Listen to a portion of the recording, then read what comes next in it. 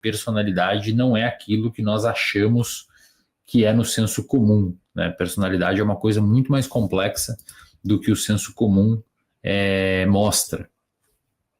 Então, toda aquela ideia que a gente tem de personalidade como uma pessoa mais, sei lá, a personalidade dela é forte, a personalidade dela é triste, a personalidade dela é não sei o quê. Na verdade, os estudos neurocientíficos sobre personalidade, eles são diferentes, tá? A gente organiza a personalidade dentro de 5 grandes traços.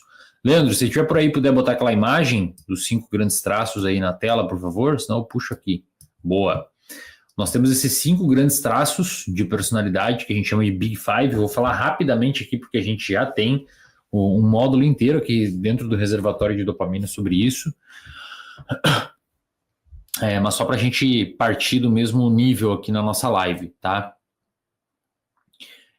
O Big Five é hoje a melhor construção de uma ideia de personalidade que a gente tem do ponto de vista neurocientífico. Então, não é aquelas ideias de fleumático, colérico, sanguíneo. Isso é uma coisa que a gente não compreende hoje como tendo respaldo científico para entender personalidade. Tudo bem, pessoal? É bom que vocês tenham isso muito claro, porque aluno do reservatório de dopamina precisa saber que colérico, fleumático e sanguíneo não é uma boa classificação de personalidade, porque a gente tem estudos muito fracos nessa área. Por outro lado, e eu tenho certeza que vocês já ouviram muito isso nas redes sociais, né? Que é muito difundido, é muito comum nas redes sociais a galera falar sobre se você é mais colérico, se você é mais fleumático, se você é mais sanguíneo, nem lembro dos outros nomes, se você é mais... não lembro os outros.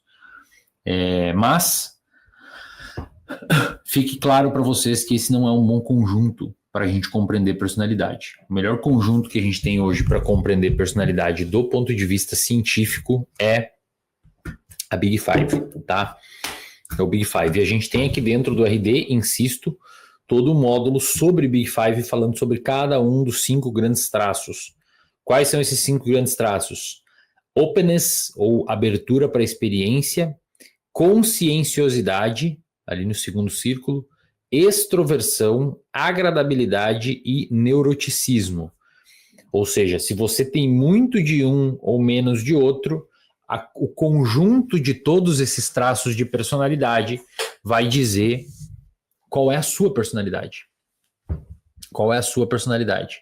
Então você pode, por exemplo, ter muita abertura para a experiência, você pode ser uma pessoa muito mais propensa a querer novas experiências, novas aventuras, ser uma pessoa muito criativa, ser uma pessoa que tem mais interesse em coisas diferentes do que o normal. Sabe aquele amigo seu que, sei lá, come comidas exóticas, gosta de músicas e bandas exóticas, gosta de livros exóticos, se veste de uma maneira diferente? Isso tudo é abertura para a experiência, é um traço de personalidade. Você pode ter ele no volume alto ou no volume baixo. Conscienciosidade são indivíduos que eles têm, e eu já vou entrar no artigo da live de hoje, tá? Só estou balizando todo mundo aqui para quem não conhece esse assunto ainda. Conscienciosidade são indivíduos, quem tem alta conscienciosidade são indivíduos muito diligentes, são indivíduos muito organizados, são preparados, têm rotina, têm agenda, são orientados por objetivos, são pessoas que você marcar para encontrar ela daqui 5 dias às 8 da noite, você não precisa mais pedir para essa pessoa estar lá daqui 5 dias às 8 da noite, tá? Você pode ter muito desse traço ou pode ter pouco dele. Extroversão, o próprio nome diz, né? Pessoas mais conversam mais, são mais sociáveis, são mais emocionalmente expressivas, né? São, enfim, tem mais energia do ponto de vista social, né? Gosto mais disso. Eu, por exemplo, tenho pouco disso. Agradabilidade são pessoas que são cooperativas, né? São pessoas que são indivíduos que, sei lá, são mais altruístas, né? Tem uma afetividade maior, são mais gentis, né? E neuroticismo. Neuroticismo são pessoas mais, em termos gerais, estressadas, né?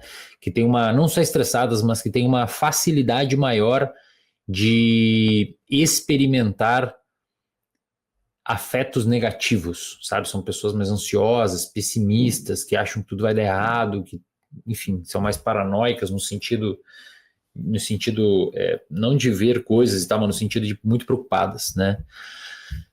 Todos nós temos esses 5 traços, tá, pessoal? Você não é um ou outro, você é todos eles, alguns com maior ou menor quantidade aí dentro do teu caldo, que é a sua vida, que é o seu comportamento. O conjunto de todas elas, digamos que dá o sabor, né, dá a sua personalidade, tá? E por que esse é o melhor modelo hoje para a gente estudar comportamento e personalidade? Porque ele tem muito respaldo em estudos científicos, tanto do ponto de vista longitudinal, ou seja, estudos que acompanham sujeitos durante a vida toda e enxergam esses traços de personalidade, quanto também em estudos genéticos. Tem vários grandes estudos, eu estou escrevendo um capítulo sobre isso, tem vários grandes estudos mostrando que o traço de personalidade ele é muito determinado pela genética. O que significa isso? Significa que você não vai poder mudar? Não. Como a gente vai ver daqui a pouco no artigo da live de hoje, a gente pode alterar esses traços de personalidade, e é bem legal o jeito que isso acontece, mas ele é muito determinado pela genética. Agora, veja, ser determinado pela genética, não, por incrível que pareça, não diz muito sobre o que vai acontecer no repertório comportamental do indivíduo, porque você pode ter uma alta abertura para a experiência, mas isso não diz muita coisa, geneticamente determinada. Essa alta abertura para a experiência pode ser uma alta abertura para experimentar drogas, ou pode ser uma alta abertura para experimentar instrumentos musicais diferentes.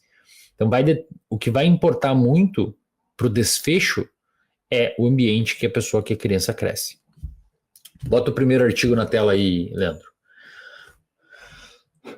Esse estudo aqui que o Leandro vai botar aí na tela, ele foi feito em 2018, tá? E ele tinha como objetivo, o principal objetivo desse estudo aqui é uma revisão, né? E ele faz uma revisão de vários estudos longitudinais.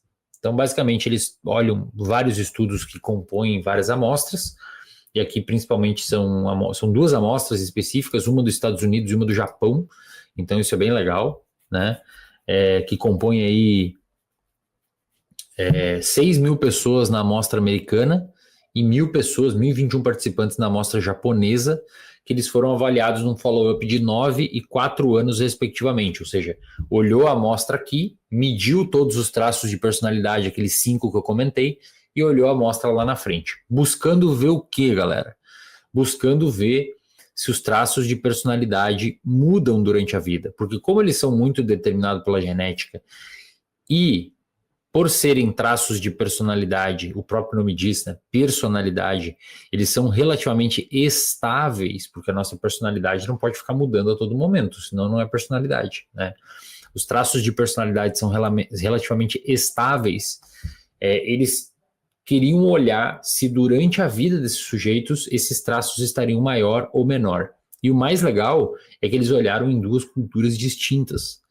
Nos Estados Unidos, que seria aí digamos que a grande vitrine ocidental de um país individualista, capitalista, centrado no sujeito e tal, e o Japão, que por mais que tenha algumas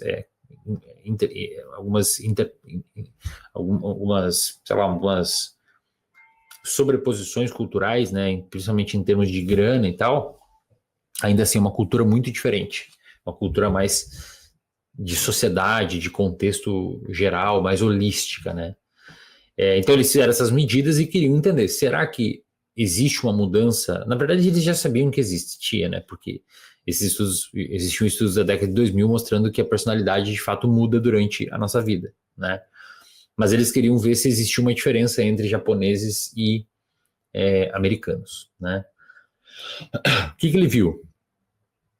Ele viu que com o avanço da nossa vida, né, conforme a gente vai envelhecendo, os traços de agradabilidade aumentaram, tanto nos Estados Unidos quanto no Japão. Então, sei lá, talvez o fato de você envelhecer um pouco pode ser que deixe você um pouco mais empático, né? Mesmo, por incrível que pareça, o traço de extroversão diminuindo. Ou seja, você se torna, quando fica mais velho, menos extrovertido, o que é realmente, se você vê na sua vida ou na vida das pessoas que você conhece, talvez tenha percebido esse padrão. A gente tem uma tendência de se transformar menos extrovertido, né? Ficar mais sacudo, digamos assim, para questões sociais, eventos sociais, etc. Mas você fica mais agradável de conviver com aquelas pessoas que você convive internamente. Com as pessoas externas, digamos assim, do seu ciclo social, pode ser que você fique mais agressivo, no sentido de, não agressivo fisicamente ou verbalmente, mas agressivo no sentido, você repele mais essas pessoas, né? Passando essa ideia de agressividade.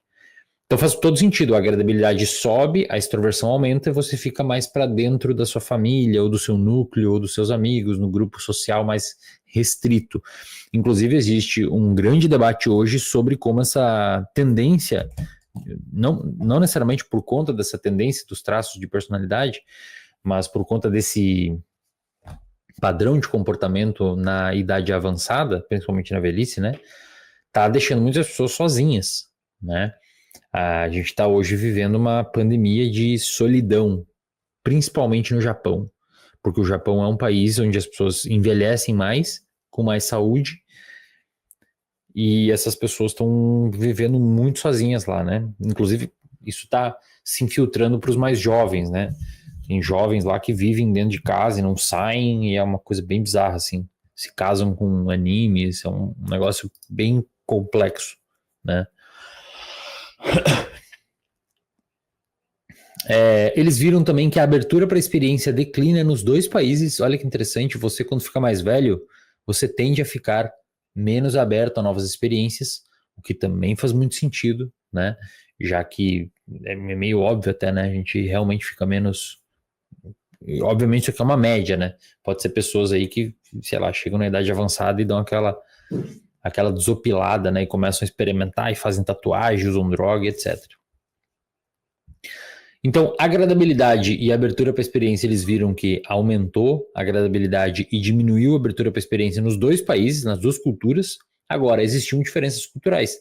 Extroversão, por exemplo, por mais que tenha declinado conforme o avanço da idade, tanto nos Estados Unidos quanto no Japão, nos Estados Unidos declinou mais forte. A hipótese dos autores é que isso declinou porque no Japão a galera é menos individualista, né? Neuroticismo. As pessoas também no Japão e nos Estados Unidos ficaram menos preocupadas. Né? Isso é muito real. Conforme você vai ficando mais maduro, dando aquela famosa calejada, você começa a se preocupar menos com algumas coisas que você se preocupava muito na adolescência. Quem aí do outro lado da tela não lembra problemas que teve na adolescência pelos quais quase infartou e hoje você olha e fala, nossa, que negócio bobo, né? Me preocupava com aquilo. É isso. Né? O neuroticismo está caindo com o avanço da idade, a maturidade traz muito isso, né? Conscienciosidade nos Estados Unidos, até a meia-idade a pessoa fica mais conscienciosa e depois cai, e no Japão ela começa a subir e fica até mais tarde. Então, os idosos japoneses, teoricamente, eles são muito mais disciplinados, digamos assim, que os idosos norte-americanos. A hipótese do artigo é que isso ocorre porque os japoneses vivem mais, né? Então dá mais tempo de ser assim. Aí a gente tem um segundo estudo legal aqui que o Leandro vai botar na tela, que é um estudo sobre também a Big Five, né? Só que esse segundo artigo que eu trouxe, ele é um pouco mais velho, de 2011, né? E ele também quis ver como que a personalidade se transforma durante a vida. Só que esse aqui fez diferente, olhou uma meta-análise, ele fez uma análise mais sofisticada e mais robusta, né? O que eles queriam investigar? Dois aspectos principais. Eles queriam olhar se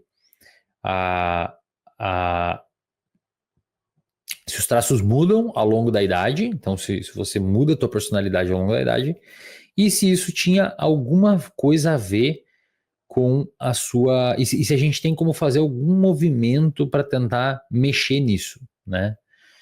O que eles perceberam? Eles perceberam que agradabilidade e conscienciosidade tendem a aumentar com a idade, neuroticismo tende a diminuir com a idade, abertura para a experiência também reduz com a idade e extroversão tende a cair com a idade. Ou seja, eles olharam algo muito parecido do que o outro estudo mostrou, Beleza? Isso é bom porque mostra a robustez dos dados, né?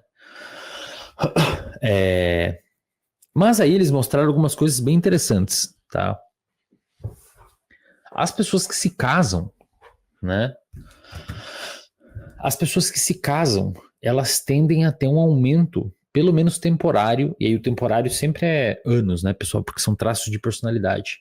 Mas as pessoas que se casam tendem a ter aumento temporário da conscienciosidade e da agradabilidade. E isso dá a entender que papéis sociais, e depois isso foi mostrado em outros estudos robustos, que eu vou gravar uma aula para o RD, eu quero gravar uma aula bonitinha, organizadinha, sobre esses estudos. Eles mostraram que você adquirir papéis sociais pode mexer nos seus traços de personalidade. Bota de novo o Big Five na tela aí, ô Leandro, por favor, para a galera compreender. Imagina só que louco, uma pessoa que casa, em média, sempre vai ter o maluco que não vai entrar na estatística, tá? Mas em média, uma pessoa que casa, ela tende a ter níveis maiores de conscienciosidade. O que é conscienciosidade? Conscienciosidade ali na tela, ó. Indivíduos com alta conscienciosidade são aqueles mais organizados e orientados, né? São pessoas mais focadas, conseguem ver o valor na preparação, na agenda, priorizar as tarefas importantes e completar as tarefas importantes. São pessoas mais disciplinadas, né? Seria o termo que a gente usaria no senso comum. Por quê? Existe uma hipótese, que é essa hipótese dos papéis sociais, né, que eles chamam, mostrando que, de fato, as pessoas que... Deixa eu só pegar o nome da hipótese exatamente aqui. Social Investment Theory. É uma teoria desenvolvida por uns profissionais, por uns psicólogos, que eles têm esses princípios de que você... quando você pega papéis sociais, né, como trabalho, relacionamento, parentalidade, isso promove essas mudanças nos seus traços de personalidade, porque você começa a ter uma mudança de valor e você começa a se comportar de forma que você não se comportava antes, e o teu comportamento ele começa a ser operado por contingências que antes você não tinha acesso. Então, por exemplo, meu exemplo aqui, né, tenho um filho pequenininho, uma filha pequenininha, que está aqui no quarto do lado, provavelmente com fezes na fralda, que eu vou ter que trocar depois, porque eu sou o trocador oficial de fraldas do casal. Você tem que trocar fralda. Vai deixar a criança toda melecada? Você tem que levar ao pediatra. Você tem que dar comida. A criança não tem autonomia para comer. E quando você tem que fazer, né, senão a consequência de não fazer é uma consequência muito grave que você não quer, que é, sei lá, a criança morrer, ficar desnutrida, você tem que fazer, você começa a assumir um compromisso quase que de maneira muito forçada que você antes não tinha. Isso, com o tempo, vai transformando, vai pressionando o seu traço de personalidade, por exemplo, de conscienciosidade, fazendo com que você extrapole essas coisas para outros momentos da vida, para outras tarefas da vida, né? E isso é bem interessante, porque mostra que, apesar do fato de você ter traços de personalidade relativamente estáveis, muito determinados pela genética, papéis sociais têm uma influência muito grande nisso, né? E isso é muito legal. Isso é muito legal, porque mostra que nós conseguimos por meio de alteração do nosso ambiente, alterar nossa personalidade. Isso é muito louco, né? Por isso que quando você vê esses estudos sobre personalidade, geralmente essas pessoas que têm conscienciosidade alta, que têm, enfim, os traços de personalidade que você gostaria de ter, digamos assim, né? Neuroticismo baixo, são pessoas que têm papéis sociais importantes. Não importantes no sentido de poder e tal, mas papéis sociais importantes, né? Vivem numa família, tem a rede de apoio, família aqui que eu digo são das mais diversas formas, tem compromissos na comunidade, né? E isso é uma coisa que está não se perdendo, mas está gerando uma preocupação muito grande hoje no mundo por conta dessa onda individualista que a gente tem vivido, né?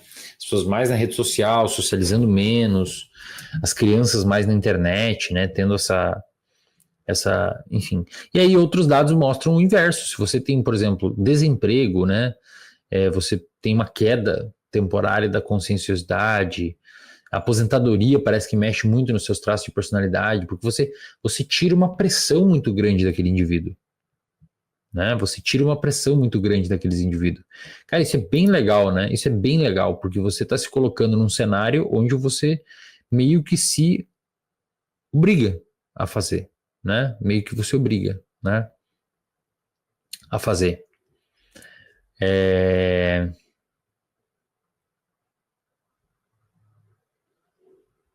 É isso? Deixa eu ver um negócio aqui.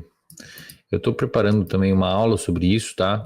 Principalmente sobre essa parte da gente falar a respeito dessa ideia dos papéis sociais, os estudos mostrando, por exemplo, que se você arruma um emprego, a tua conscienciosidade tende a aumentar. Se você entra num relacionamento, a tua conscienciosidade tende a aumentar. É meio que assim, agora não sou só mais eu, entendeu? Agora não sou só mais eu. Essa é a grande sacada, né? E aí, eu não sei o que você faz com essa informação, para falar a verdade, né? Eu não sei o que você faz com essa informação. Se você quer usar para o teu bem ou usar ou ignorar, né? O que eu, em retrospecto, vejo na minha vida foi que me colocar em situações onde eu tinha muita responsabilidade sempre me ajudou muito a desenvolver esses traços de conscienciosidade que eu tenho. Por exemplo, quando eu comecei no laboratório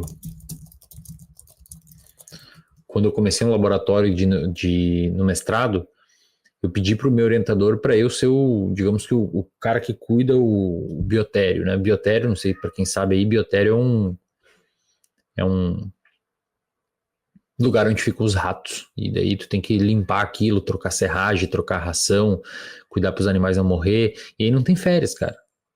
E aí tinham animais geneticamente modificados que você precisava ir desmamar eles, porque o irmãozinho tinha que ter filho com a irmãzinha para passar o gene certinho, não misturar.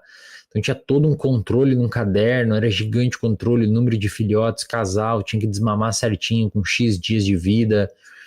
E aí tu fazia o número do casal novo, cara, era bem, bem cansativo. E era uma atividade que eu ganhava zero para fazer, R$ 0 para fazer. E eu não ganhava nada academicamente também. Era uma atividade burocrática, digamos assim, que se eu não fizesse, alguém ia ter que fazer. Eu pedi para fazer. Porque eu sabia que me colocar naquela situação de ter aquela responsabilidade me ajudaria muito, principalmente nos momentos de final de semana, momentos que eu não iria trabalhar, aquilo me forçava. Tipo, não, domingo de manhã eu tenho que ir lá no biotério, na UFSC, ver os camundongos, desmamar os casais. E não era rotina fixa, tu tinha que ir o dia que batesse para fazer o desmame, né? Então, de qualquer hora, passei carnaval lá, já fui 25 de dezembro, em dia de Natal lá, só eu na UFSC. Era isso. Eu me colocava nessas situações para me forçar a ter essas responsabilidades, porque na época eu não conhecia esses estudos, eu era meio que intuitivo, eu falava, não, eu vou calejar aqui e vou trabalhar de domingo a domingo ao ponto de eu não achar mais chato trabalhar de domingo a domingo. Isso foi me dando muito senso de propósito, muito senso de responsabilidade, ao ponto de, e aí acho que eu exagerei, chegou um momento que eu comecei que eu fundei o RD, comecei a trabalhar mais de casa, digamos assim, não tinha toda essa